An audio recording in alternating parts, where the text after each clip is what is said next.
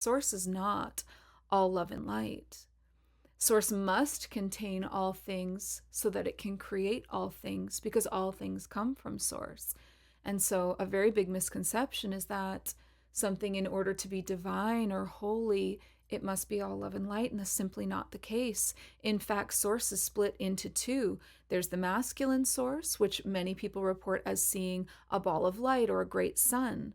And then there's the feminine side of source, which is the void, the womb, the great mother, that all things are born from, all souls and stars and galaxies and universes come from the great mother and from that womb void space. So within source there is masculine and feminine, and then within each of these halves there is still light and shadow, light and shadow. The universe is all about balance. And the reason why it feels so good to bask in the energy of the great mother or father source is because it is in perfect harmony with its light and shadow and all things. It's balance, it's divine balance, and it's divine harmony. And that's why it feels so good. There is nothing in this world, in this universe, in this reality that does not have all of the components within it that are straining to find balance. That's what healing is. It's balance. And so here, if you believe that you have a mission on this earth, which many of us feel strongly, I want you to know that it is not about eradicating the darkness. It is about harmony and balance. And so we live in a world where there is more of that corruption and that illusion and that separation. And so in order to create balance, many volunteers were sent. And we bring the unity, and we bring the light, and we bring the balance, and we shine our light on the illusion. We reveal things. But the flavor of your mission, in order to be authentic and powerful, must truly align with who you really are inside.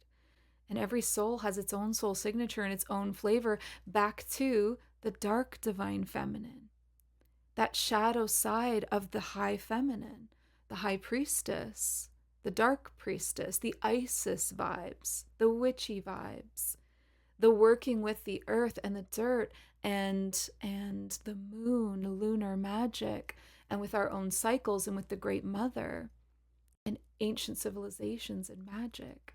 The dark divine is raw psychic magic, and many women are called to this more than they are called to the lighter divine feminine, which would feel more like Glinda vibes. Glinda, pink, fluffy, healer, angelic, earth angel. So powerful.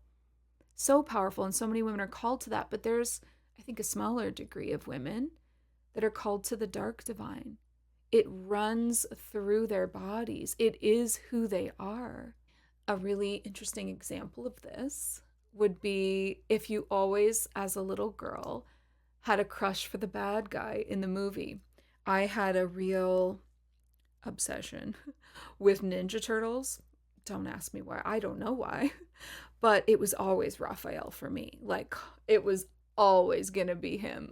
And he was the problem. He was the bad boy. He was the, you know, the angry one.